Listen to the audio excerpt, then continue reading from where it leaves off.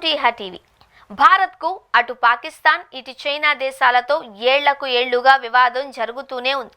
పహల్గామ్ ఉగ్రదాడికి ప్రతిగా పాకిస్తాన్పై భారత్ చేపట్టిన ఆపరేషన్ సింధూర్లో అత్యాధునిక యుద్ధ విమానాలు వాడడం వల్లే భారత్ విజయం సాధించినట్లు నిఘా వర్గాలు చెబుతున్నాయి. రష్యా నుంచి కొనుగోలు చేసిన S-400 ఎయిర్ డిఫెన్స్ వ్యవస్థ పోరాటం అసామాన్యం. టర్కీ నుంచి కొనుగోలు చేసిన డ్రోన్లను పాక్ భారత్పై ప్రయోగించింది.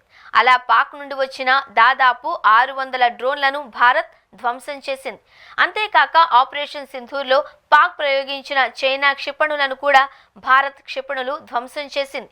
ఈ క్రమంలో అటు చైనా ఇటు పాకిస్తాన్ మరోసారి కయ్యానికి కాలు దివ్వే పరిస్థితి లేకపోలేదు. దీంతో భారత్ ముందున్న లక్ష్యం అత్యాధునిక 5th జనరేషన్ యుద్ధ విమానాలను కొనుగోలు చేయడమే. వీటిని భారత్కు అమ్మేందుకు అమెరికా రష్యా పోటీ పడుతున్నాయి.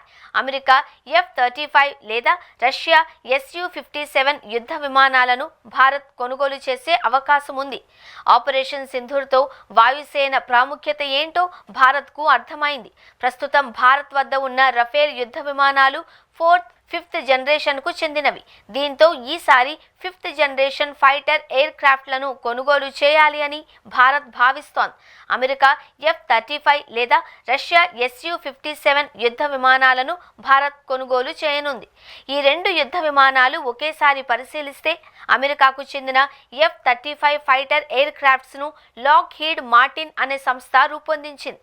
ఇది అత్యంత శక్తివంతమైన 5th జనరేషన్ యుద్ధ విమానం. ప్రస్తుతం ఈ యుద్ధ విమానాలను అమెరికా నుంచి ఇజ్రాయెల్, జపాన్తో పాటు నాటో కూటమి దేశాలు కొనుగోలు చేశాయి. ఇది సింగిల్ ఇంజిన్ యుద్ధ విమానం.